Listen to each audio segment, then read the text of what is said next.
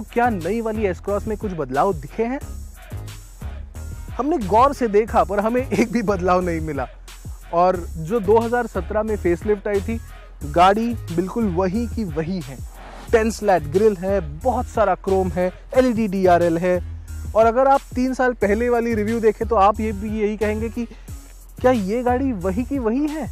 हमें तो वही लगता है कि ये गाड़ी बिल्कुल बदली नहीं है। लेकिन इससे पहले कि मैं इसे एक अपडेट बताकर खारिज कर दूं, कुछ चीजों के बारे में सफाई देनी जरूरी है।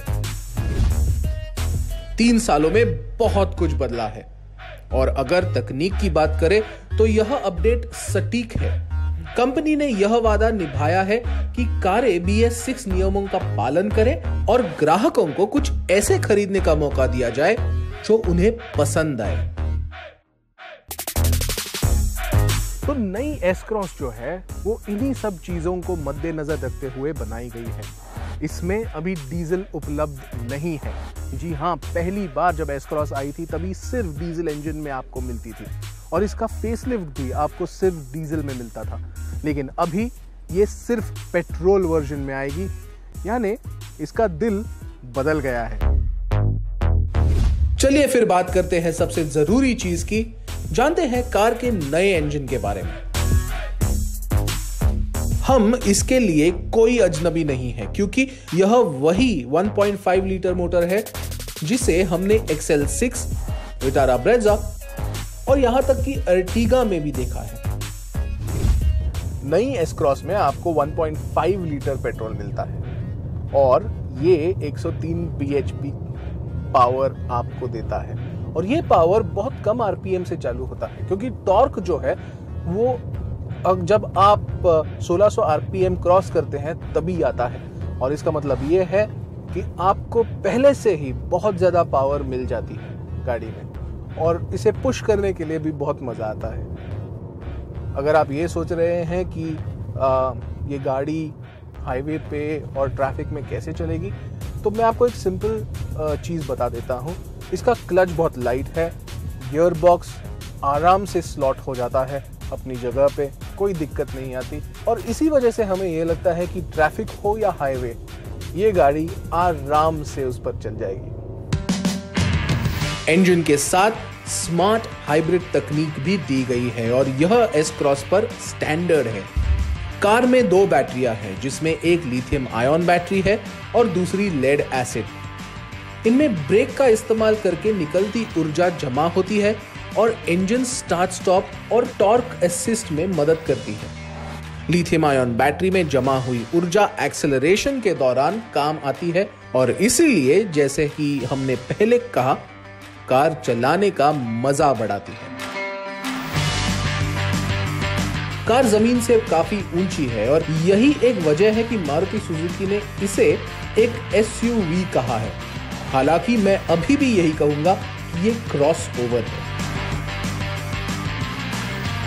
पर मैं कुछ भी कहूं, ये गाड़ी हर एक गड्ढे से बहुत आराम से जाती है, यानी इसका राइड क्वालिटी बहुत ही अच्छा है।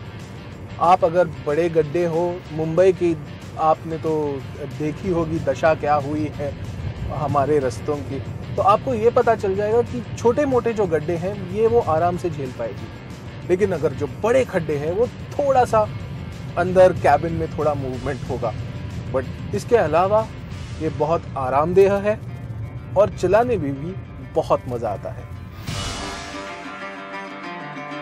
इस इंजन ने एस क्रॉस को ड्राइव करने के तरीके को यकीनन बेहतर बनाया है। साथ ही कार में फीचर्स भी पहले से कुछ बढ़ गए हैं। यह टॉप एंड वेरिएंट फीचर्स से भरा हुआ है और इसमें रेन सेंसिंग वाइपर्स और क्रूज कंट्रोल के अलावा बहुत कुछ है।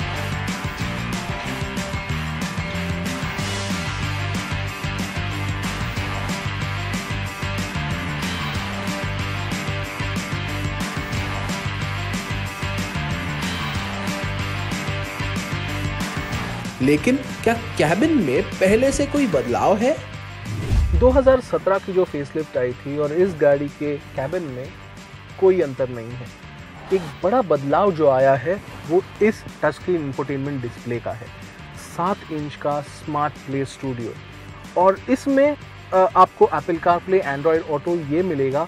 नेविगेशन आपको डायरेक्टली एप्पल कारप्ले या फिर एंड्रॉयड ऑटो से मिल जाएगा, यानी काफ़ी फीचर रिच है। पर अगर आजकल की अगर आप बात करें फीचर्स जो चाहिए होते हैं लोगों को गाड़ियों में, तो सनरूफ एक है जो बहुत अट्रैक्टिव हुआ है, और दूसरा वायरलेस फ़ोन चार्जर, ये भी बहुत अट्रैक्टिव हुआ है।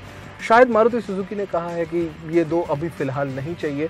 ओवरऑल अगर गाड़ी का स्पेस देखें आप तो बहुत अच्छा है और बहुत आरामदायक भी है। जो सीट्स है उसके बहुत आरामदायक है, पर बदलाव चाहिए थे जो नहीं किए गए हैं, और ये गाड़ी फ़िलहाल अभी भी 2017 वाली ही।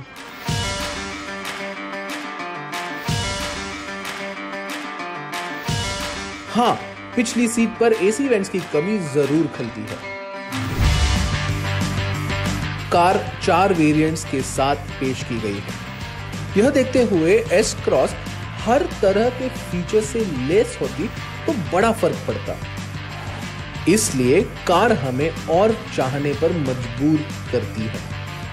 लेकिन जब बात कीमत की आती है तो एस क्रॉस एक मजबूत बयान देती है, और यहां मारुति ने अपना कमाल दिखाया है। यह Renault Duster, Nissan Kicks, Hyundai Creta और यहां तक किया सेल्टोस जैसे कॉम्पैक्ट एसयूवी से सस्ती है।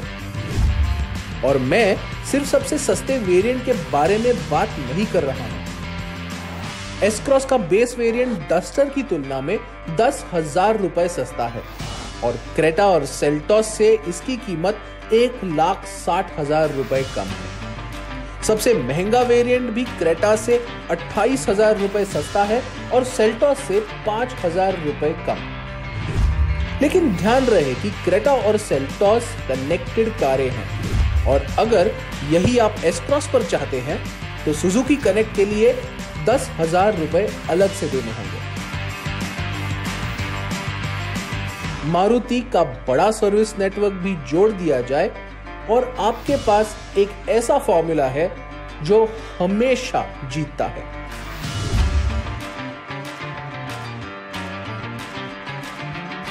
फीचर्स को अलग कर दे तो एस क्रॉस पेट्रोल में और कोई कमी नहीं है, क्योंकि हम जानते हैं उस मामले में यह और बेहतर हो सकती है।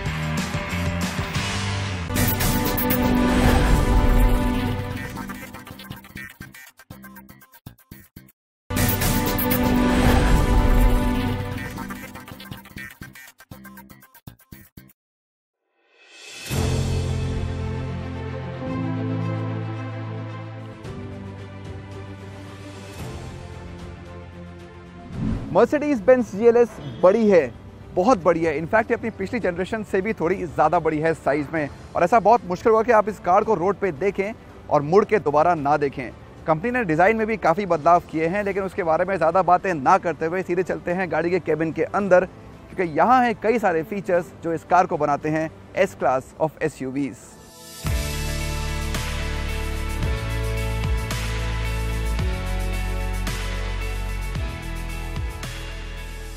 कैबिन के अंदर का डिज़ाइन छोटी GLE SUV से मिलता जुलता है और काफ़ी खूबसूरती से तैयार किया गया है। इस बढ़िया इंटीरियर में पहली चीज़ जो आप देखते हैं वो 2 बड़े 12.3 इंच के डिस्प्ले हैं जो साथ लगाए गए हैं। इंस्ट्रूमेंट कंसोल और टच स्क्रीन इंफोटेनमेंट सिस्टम एक यूनिट का हिस्सा लगते हैं।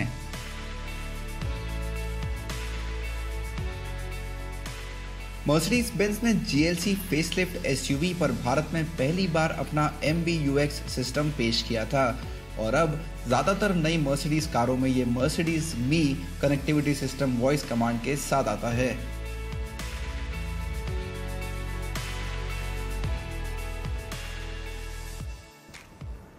मर्सिडीज बेंज के इस कार में लगे MBUX सिस्टम को इस्तेमाल करके आप गाड़ी को वॉइस कमांड्स के थ्रू काफ़ी चीज़ें करने के लिए बोल सकते हैं, या यूँ कहे कि अपने इशारों पे नचा सकते हैं। इसके अलावा अगर आप गाड़ी से बाहर खड़े हैं और आपको गाड़ी में कुछ फंक्शंस कंट्रोल करने हैं तो वो भी आप मर्सिडीज मी ऐप के थ्रू कर सकते हैं। मिसाल के तौर पर अगर आपको जियो फेंसिंग करनी है, गाड़ी के लिए बाउंड्री सेट करनी है कि गाड़ी इस एरिया से बाहर ना जा पाए, या आपको गाड़ी की एग्जैक्ट लोकेशन पता करनी है, वो भी आप ऐप के थ्रू कर सकते हैं। साथ ही साथ विंडोज़ को रोल अप या रोल डाउन करना है, या सनरूफ खोलना या बंद करना है, वो सब आप इस ऐप के थ्रू अपने फ़ोन से कर सकते हैं। बहुत मुमकिन है कि ये एक ऐसी कार है जहां मालिक अपना ज़्यादातर समय दूसरी रो पर बिताएंगे, और अगर ये खुद को एस क्लास ऑफ एसयूवी कहने लायक समझती है तो कैबिन की मध्य पंक्ति में शानदार आराम मिलना चाहिए। और हाँ, अगर आपको या किसी बुजुर्ग को लगता है कि एसयूवी ज़मीन से बहुत ऊंची है तो आप इसकी ऊंचाई कम भी कर सकते हैं ताकि गाड़ी में जाना और बाहर आना आसान हो जाए। मर्सिडीज बेंज GLS की सेकेंड रो में आपको मिलेगा बहुत ज़्यादा आराम। सीट्स बहुत बढ़िया हैं, बहुत आराम देती हैं, और इनको आप इलेक्ट्रॉनिकली बटन दबा के एडजस्ट भी कर सकते हैं, रिक्लाइन भी कर सकते हैं और आगे पीछे भी कर सकते हैं। साथ ही फ्रंट सीट को भी एक बटन दबा के यहाँ पे आप आगे पुश कर सकते हैं, तो आपको मिलेगा एक्स्ट्रा लेग स्पेस। इसके अलावा AC वेंट्स की यहाँ भरमार है, 2 यहाँ सेंटर में हैं, एक आपके लिए B पिलर पर है और एक ऊपर रूफ पर है, तो हर जगह से आपको बहुत ज़्यादा हवा मिलने वाली है। क्लाइमेट कंट्रोल तो है ही। फाइनली अगर आपको और आराम चाहिए तो सेंटर आर्मरेस्ट को एक्टिवेट करें और ज़्यादा आराम पाएँ। यहाँ पे एक टैबलेट लगा होता है जिसके थ्रू आप बहुत ज़्यादा फंक्शंस को कंट्रोल कर सकते हैं, और साथ ही अपना फ़ोन भी इस वायरलेस चार्जर पे चार्ज कर सकते हैं।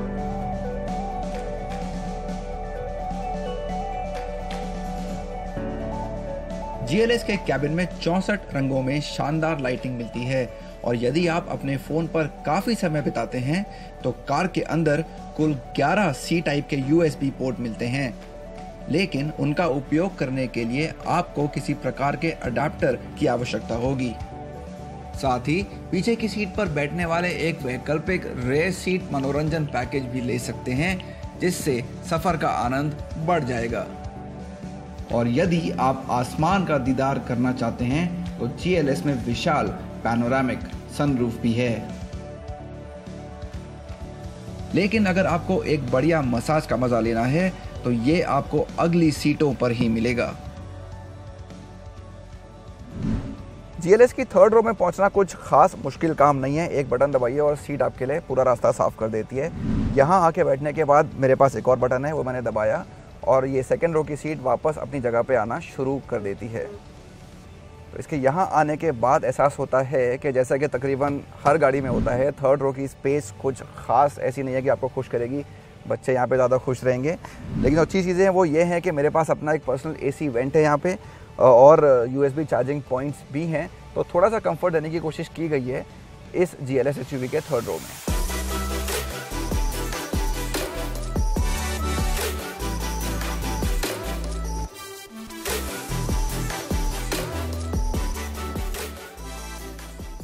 मर्सिडीज बेंज GLS बड़ी और बोल्ड है और विशेष रूप से सड़क पर चलते हुए शानदार लगती है।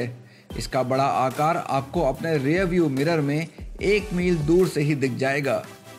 कहने की ज़रूरत नहीं, ये SUV 5 बड़ों और 2 बच्चों या एक पालतू जानवर को बड़े आराम से सफ़र का मज़ा देगी।